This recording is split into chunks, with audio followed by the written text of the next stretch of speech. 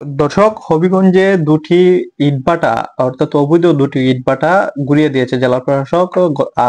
সোমবার দুপুরের দিকে এটি একটি অভিযানে জেলা প্রশাসক এ সময় নির্দেশ দেন যে এটি গুঁড়িয়ে দেওয়ার জন্য। পাশাপাশি এখানে কিন্তু যে আমরা দেখেছিলাম যে জেলা প্রশাসককে সহায়তা করছিলেন আইন শৃঙ্খলা বাহিনী অর্থাৎ আর্মি আর পুলিশ সহ একটি যৌথ বাহিনীর দল কিন্তু তাদেরকে সহায়তা করছিলেন। পাশাপাশি কিন্তু ফায়ার সার্ভিসের একটি দল তাদের ফায়ার সার্ভিসের একটি ইউনিট তাদেরকে সহায়তা করে যাচ্ছিলেন। জেলা প্রশাসকের নির্বাহী ম্যাজিস্ট্রেট রঞ্জিত চন্দ্র দাস তিনি কিন্তু আসলে একটি যৌথ বাহিনীর দল সহ তিনি ইটভাটাতে অভিযান চালান। তারপর পরই কিন্তু দুপুরের দিকে এটি ঘুরিয়ে দেওয়া হয়। যদিও এটি পুরোপুরিভাবে না ঘুরিয়ে আমরা দেখেছি যে খুবই অল্প করে এটি ভেঙে দেওয়া হয়েছে। পাশাপাশি আমাদেরকে জেলা প্রশাসক যেটি জানিয়েছেন যে হবিগঞ্জ জেলার মধ্যে মোট 94টি ইটভাটা রয়েছে, যার মধ্যে 4টি ইটভাটা হচ্ছে অবৈধ। এর মধ্যে হচ্ছে আজকে যেগুলি ভাঙা হয়েছে সেটি হচ্ছে নিউ পরিচালিত রয়্যাল ব্রিক্স এবং আরেকটি হচ্ছে রবিন ব্রিক্স। যেটি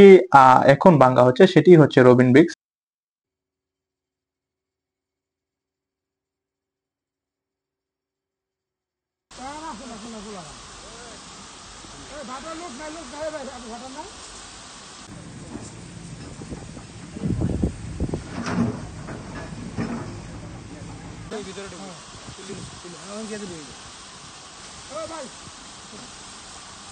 ভাই ভাই বাটান না, আপনি বাটান না।